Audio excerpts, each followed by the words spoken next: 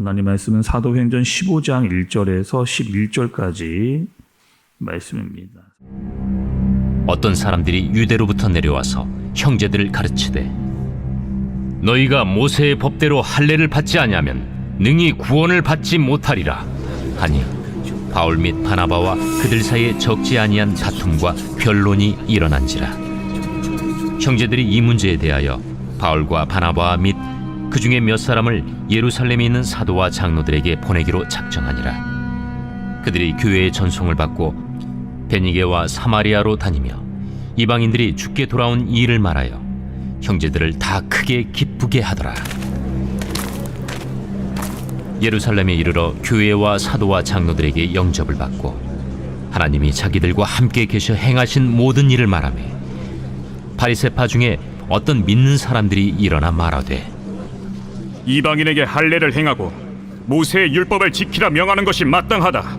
사도와 장로들이 이 일을 의논하러 모여 많은 변론이 있은 후에 베드로가 일어나 말하되 형제들아, 너희도 알거니와 하나님이 이방인들로 내 입에서 복음의 말씀을 들어 믿게 하시려고 오래전부터 너희 가운데서 나를 택하시고 또 마음을 하시는 하나님이 우리에게와 같이 그들에게도 성령을 주어 증언하시고 믿음으로 그들의 마음을 깨끗이 하사 그들이나 우리나 차별하지 아니하셨느니라.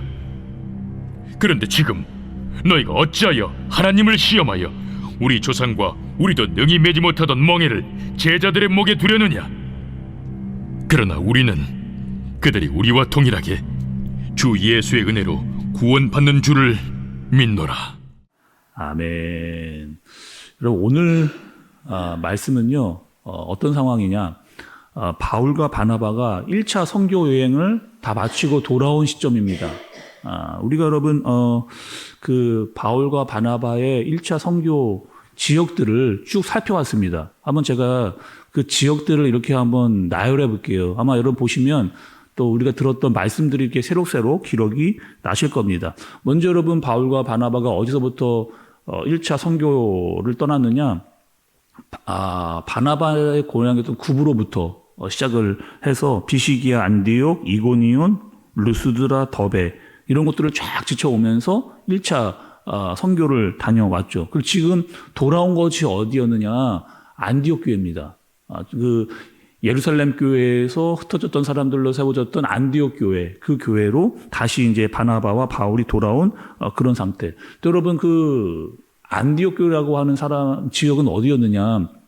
이방 지역이었잖아요. 그리고 지금의 수리아의 수도였던 그 지역에 안디옥 교회가 있었습니다. 그러니 바울과 바나바가 다시 돌아와서 이제 그동안 있었던 선교 일들을 쫙 한번 살펴본 거죠. 또 안디옥 교회의 중심은 바나바와 바울이었습니다. 돌아와서 이제 보니까 자신들이 없었던 동안에 일이 굉장히 많이 밀려 있었어요. 그리고 다음 선교 지역도 이렇게 준비를 해야 되는 그런 상황에 굉장히 바쁜 시간들을 보내고 있었던 때입니다. 그런데 그랬던 때 어떤 일이 일어나게 되느냐? 오늘 말씀을 한번 보시죠. 1절을 보시면 어떤 사람들이 유대로부터 내려와서 형제들을 가르치되 너희가 모세의 법대로 할례를 받지 아니하면 능히 구원을 받지 못하리라 하니 이렇게 얘기했습니다.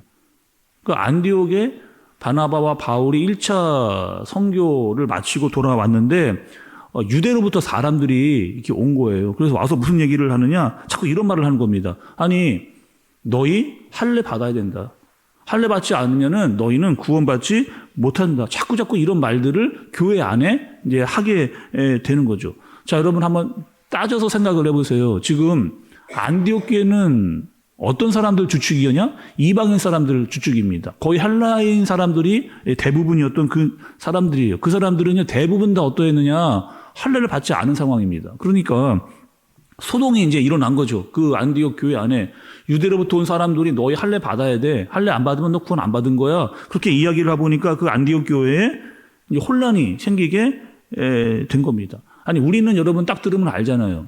할례가 구원과 큰 문제가 있다 없다 이런 문제들을 다 압니다. 왜요? 신약이라고 하는 성경의 말씀이 있기 때문에. 근데 그 당시만 해도 이 신약의 말씀이 없었던 그런 때예요. 그러니까 우리는 예수 그리스도를 믿음으로 말미암아 구원을 받는다, 은혜로 받는다 다 알아요. 그리고 할례와 관련이 없다라는 것도 알고 있습니다. 그런데 그 당시에 이 안디옥 교회에서는 이 문제가 굉장히 큰 이슈가 이제 된 상황입니다. 또다시 혼란에 빠질 수 있고 또 그 당시에는 신약 성경이 없었던 그런 때였던 거죠.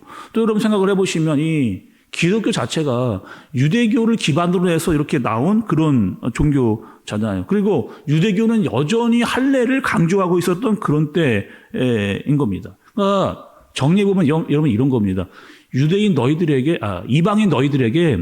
너희들에게 구원이 있다는 거 우리도 알겠다는 거예요. 근데 너희도 우리처럼 할례를 받아야 된다라고 한 것을 계속해서 흘리고 말을 하게 된 거죠. 또 막 강조하게 되니까 이것이 안디옥 교회에 혼란이 되어지고 있는 그런 상황이 된 겁니다. 또 여러분 이 문제가 안디옥 교회뿐만이 아니에요. 우리가 그 바울의 서신서를 보게 되면은 굉장히 많은 교회가 이 문제들 때문에 굉장히 혼란을 경험했던 것을 보게 됩니다. 뭐 에베소 교회라든지 빌립보, 골로새, 고린도, 데살로니가 여러분 서신서에 나와 있는 교회를 보면 거기에도 이 할례 문제 때문에 굉장히 소동이 있었던 것을 우리가 알 수가 있는 거죠. 그래서 이 소동의 문제를 어떻게 해야 되냐? 정확하게 이제 판단을 내려줘야 되는 그런 상황입니다. 그래서 이 문제를 어떻게 하느냐? 예루살렘 교회로 이렇게 보내게 되고 거기서 이제 회의가 진행되어진 내용을 기록한 것이 오늘 말씀인 거죠. 4절부터 보면 그 일 가지고 지금 이 할례의 문제를 가지고 예루살렘 교회에서 옥신각신 맞다 아니다 할례 받아야 된다 아니다 계속 이런 얘기들을 하고 있는 그런 상황입니다. 그런데 이때 이 문제를 정리하기 위해서 누가 나타나느냐?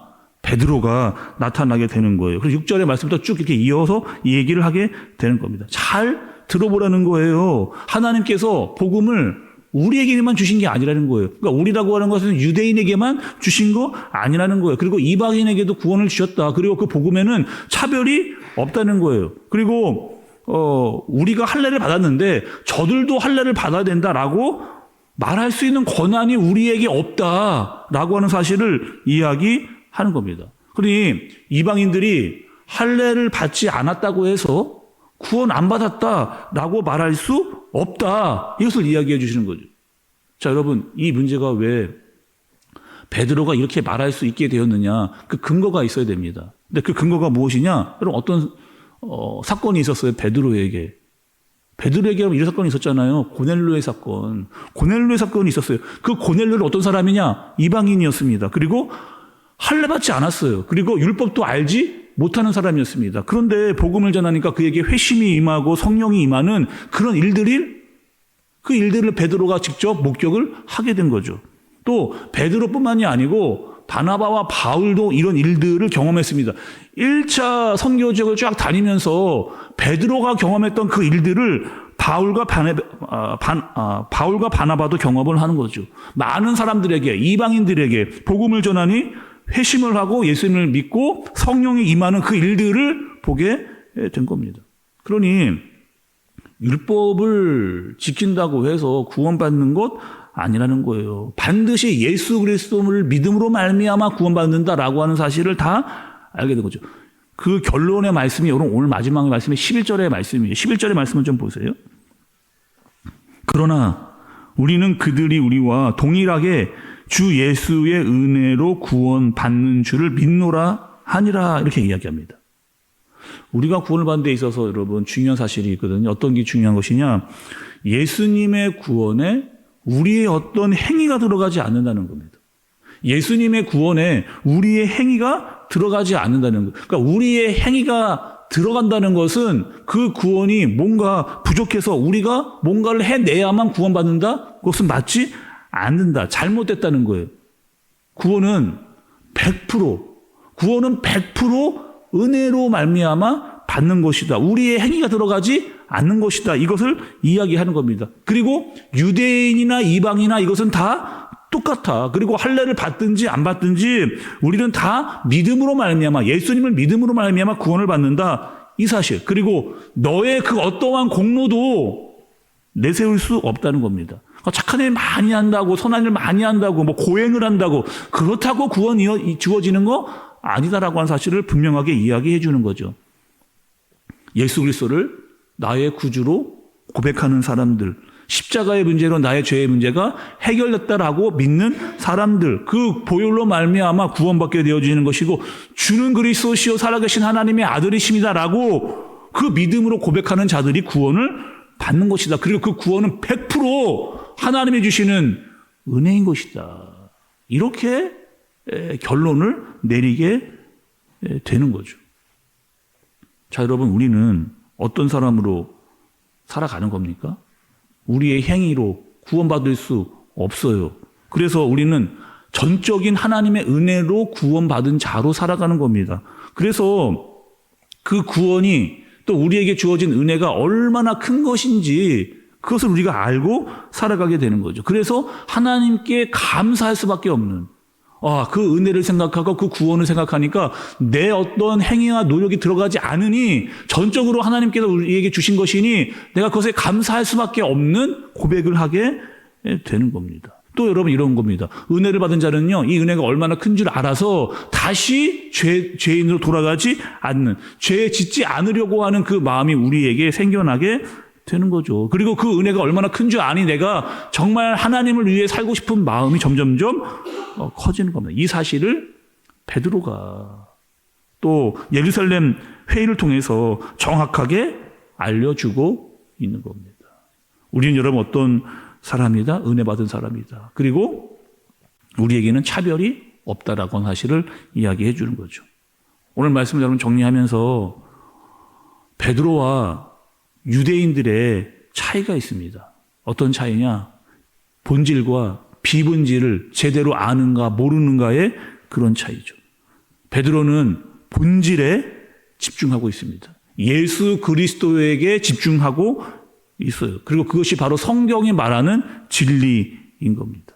여러분, 우리 신앙생활은 바로 이런 거예요. 과거에 집착하고 있었던 내 고집, 내 편견 깨는 겁니다. 내 고집을 버리는 겁니다. 그리고 성경적인 사고를 갖는 거예요. 그리고 무엇이 본질인지를 제대로 아는 겁니다. 그리고 새로운 피조물로 살아가는 거죠. 내 안에 여러분 진짜 본질로 살아가고 있는가? 나는 예수 그리스도를 믿음으로 말미암아 하나님이 나에게 주신 말씀으로 새롭게 된 자로 살아가고 있느냐? 아니면 여전히 옛사람으로 말미암아 내 고집과 내 편견을 버리지 못하고 비본질만 가지고 고집하고 있지는 않은가? 이 중요한 사실을 깨닫고 말씀으로 말미암아 예수 그리스도로 말미암아 날마다 새로워지고 하나님의 말씀을 따라 살 수 있는 저와 여러분들 되어지시길 예수님의 이름으로 축복합니다. 기도하겠습니다. 하나님 아버지, 우리가 살아가면서 또 신앙생활을 하면서 하나님의 말씀이 무엇인지를 제대로 잘 깨닫게 하여 주옵소서. 본질과 비본질을 알게 해주시고 내 생각과 사고에 갇혀있지 않게 하여 주옵소서. 차별과 편견에 빠지지 않도록 인도해 주옵소서. 본질을 깨닫고 예수 그리스도로 말미암아 하나님의 말씀이 무엇인지를 알고 그 뜻대로 살아가는 내가 되어지도록 인도하여 주옵소서. 예수님의 이름으로 기도드리옵나이다. 아멘.